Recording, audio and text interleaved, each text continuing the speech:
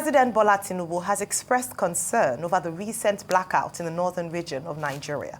Tinubu announced efforts to end the disruption that paralyzed social and economic activities. He summoned Minister of Power Adebayo Adelabu and National Security Advisor NSA Nuhu Ribadu. In a meeting with Adelabu, President Tinubu was briefed on efforts by the Transmission Company of Nigeria, TCN, to repair the damaged Shiroro-Kaduna transmission lines. The president directed a long-term solution to the problem.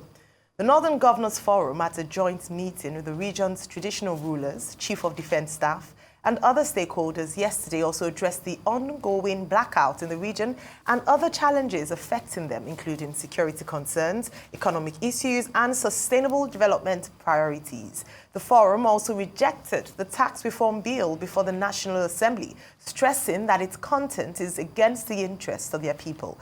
Arise correspondent Nisi Gabriel reports. The governors of the 19 northern states are meeting at the Sir Kashim Ibrahim House in Kaduna to address key challenges facing the region. Joining them are traditional rulers and the Chief of Defense Staff, General Christopher Musa, as they work to find solutions to pressing issues such as insecurity, poverty, the high rates of out-of-school children, and other socio-economic concerns affecting the north.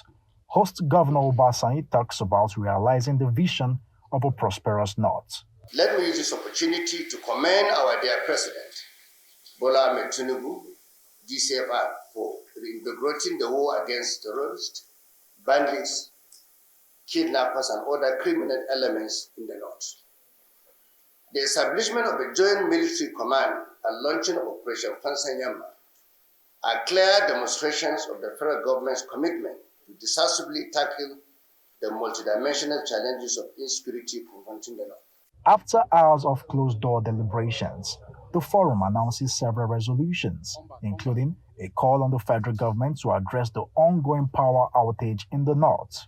The blackout, which is caused by the vandalism of transmission lines along the Shiroro-Kaduna roads, has severely impacted businesses across the region. Forum resolves to call on the federal government and relevant agencies to urgently address the current electricity power blackout affecting most of the northern states due to vandalization of the electricity transmission infrastructure. The Northern Governors Forum also unanimously rejects the proposed tax amendment bill before the National Assembly, saying it is against the interest of the nation and subnationals. Forum knows with dismay the content of the recent tax bill that was forwarded to the National Assembly. The contents of the bill are against the interests of the North and other subnationals, especially the proposed amendment to the distribution of value-added tax to the reservation-based model. This is because companies remit VAT using location of their headquarters and tax office, and not where the services and goods are consumed. The governors and monarchs say the north is the worst hit by economic hardship in Nigeria, appealing to citizens to remain calm as measures are being put in place to cushion the effects of the hardship. Following the recent End Bad Governance in Nigeria protests, the forum resolves to scale up efforts to tackle poverty, youth restiveness, investment in education, and creating economic opportunities. And due to the recent flooding experienced in some northern states, the forum says it is prepared to partner with the federal government and others to build irrigation infrastructure like canals and waterways to divert excess water and channel it towards irrigation activities. Nisi Gabriel, Arise News, Kaduna. Right, the blackout in the north, Vimbai, and of course the Northern Governors Forum, if I could put it that way, coming together to have a meeting to talk about issues in the region. Your take on these stories? There's so much one needs to unpack here, but I want to focus on the power issue because the timeline around it and the issues around it are a little bit challenging to me, because it's reported that the Shiroro-Kaduna transmission line was vandalized on the 18th of October. That was a Friday. And so because of this, they reverted to what's called the Ugwaji-Appiah double-circuit transmission.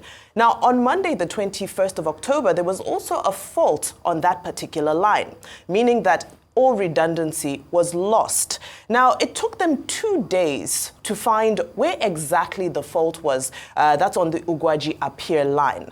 And once they found it in the Igumale area of Benue State, which is said to be a marshy forest. And so they said in order to conduct repairs, they would have to bring in a bulldozer and all manner of things. Anyway, repairs there are said to still be underway. However, in the same breath, there's outages in other parts of Nigeria. Here in Lagos, in the Lekki area, there's also said to be problems with the transmission line as well. There's been no power in several areas for several days now. So the question is, what is really going on? The report stated that our grid is 50 years old, and the Shiroro-Kaduna line specifically is 47 years old. But the question is, would our politicians drive cars that are 50 years old or 47 years old? No, they would not.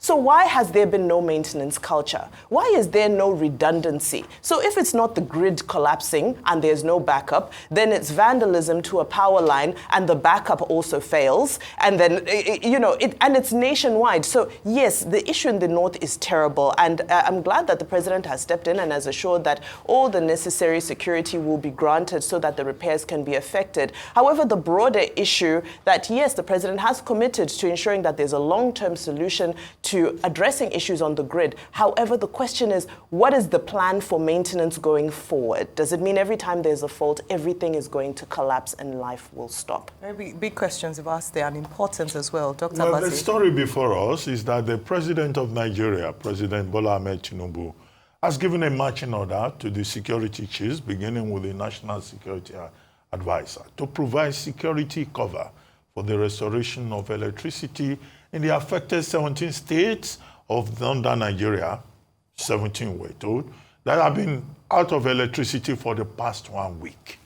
Now that reminds me of Cuba. Cuba blames the United States. Says, it's because of the trade blockade imposed by the US, that's why they have infrastructure problems. What are the reasons why we have infrastructure problems in Nigeria? I've had a point about vandalism, that the Shiroro-Kaduna line was vandalized, that the Enugu-Benue 330 kilowatts line of electricity transmission was also vandalized.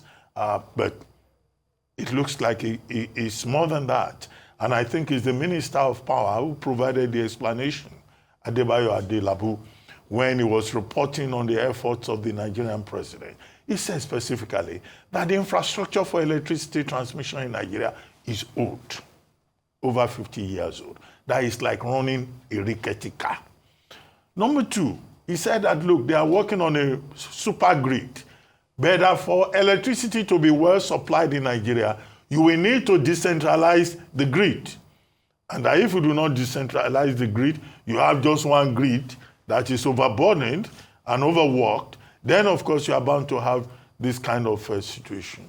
Number three, which he did not say, is that, look, there are many Nigerians who are saying that we should look at alternative sources of energy, renewables. And then the fourth one will be, you then add to it the point that some of the commentators have been making about sabotage. The Arewa Consultative Forum, for example, ACF, says, this is a case of sabotage.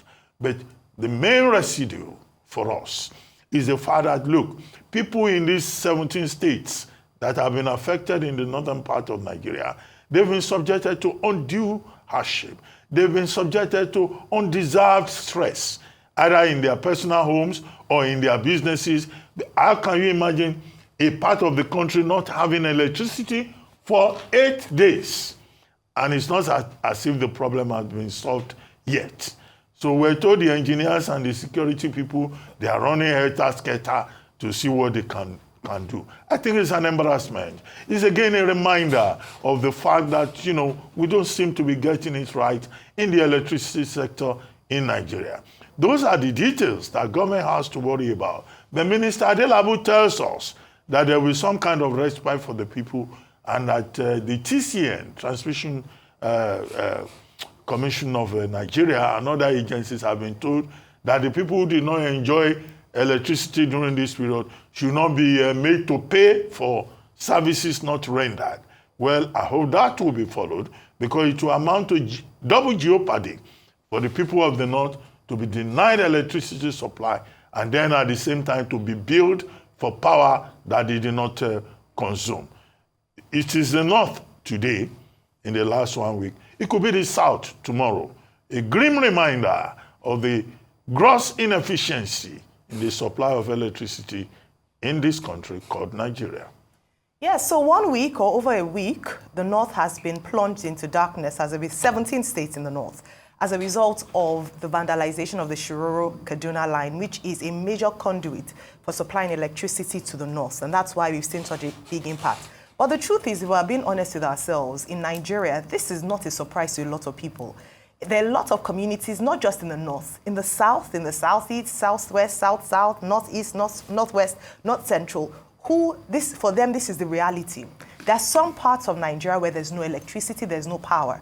So it's great that an incident like this is now throwing this, finally, for the president's attention to see that there almost needs to be a state of emergency on power supply and electricity generation in the country. So let's talk about solutions this morning, since he said that beyond just fixing the transmission line, they're looking for a long-term solution to ensuring that we don't have to grapple. This is 2024, the 21st century. This is supposed to be the giant of Africa, and we're grappling with providing power to communities across the country.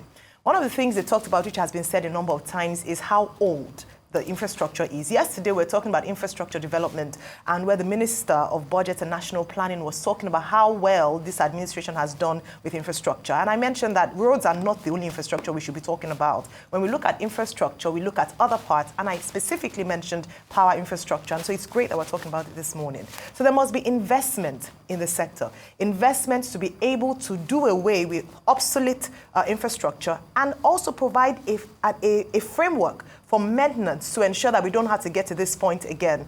We've talked about it a number of times, how we can attract investment to the power sector. We talk about cost-reflective tariffs and other things, but a number of issues around even being able to attract investment in that sector. Beyond that, very important thing he said, the Minister of Power said, which is decentralizing the grid, so that when the central grid is affected, the entire nation is not plunged into darkness. And so there's that conversation around state grids, regional grids, to ensure that we're better able to serve Nigerians. And perhaps that's why, Vimbayo, you're saying that, or even in Lekki and other parts, we've now seen it being affected, because if there's a central grid, anything that happens in the north affects other parts of the country. And that's where, in the 21st century, we shouldn't be looking at that. Then another point and final point I'll make here is the vandalization of these infrastructure. We as Nigerians must also take responsibility. I say this because, yes, we can blame the government for a lot of things, but who vandalized these assets? They are people like you and me. And that's why the president called on traditional leaders, community leaders, thought leaders to come together to begin to have conversations. Sensitize the people that when you destroy these assets, you're destroying the commonwealth of the people. So these are some of the issues that are plaguing us right now. But what I'm just trying to say is that this darkness that the North has been plunged into is the reality of a lot of people and has been for a long time. So I'm glad that the power conversation is obviously priority now, and that will hopefully have a long-term solution to finally solving the power issues that we've had in Nigeria.